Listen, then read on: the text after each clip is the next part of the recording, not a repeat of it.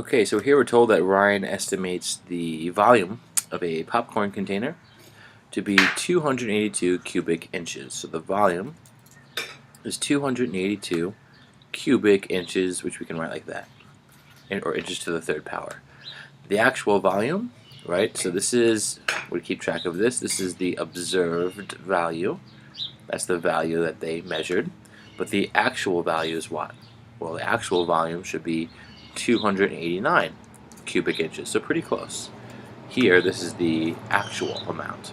They want to know what is the relative error to the nearest thousandth. Okay, so first of all, we could find the absolute error. That is literally the difference between the two, all right? But it's the absolute value, so you can subtract them in either order. You should always get a positive result. Here, it's 289 minus 282. So that's literally the observation that we are 7 inches off, or 7 cubic inches. I'll just write 7 for now.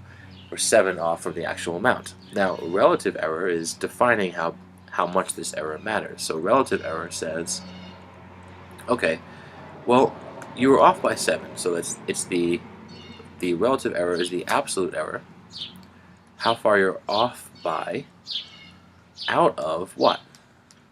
Well, it'll make the most sense to take it out of the actual amount, right? In other words, you were 7 off, but what does that really matter? What was this really out of? So it's 7 out of 289, our actual results. So here, I'm just going to write this as a decimal, and that'll be our answer, 7 divided by 289. So here we get a long decimal, and we want to round to the nearest thousandth. So tens is 0.24. So we have, I'll write this out, 0.024 221. Okay, so the thousandth place, right? We have tens here, hundreds, thousands. This is the thousandths place. The number next to it's a 2, so we round it. We leave it where it is. We round it down. So it's 0.024.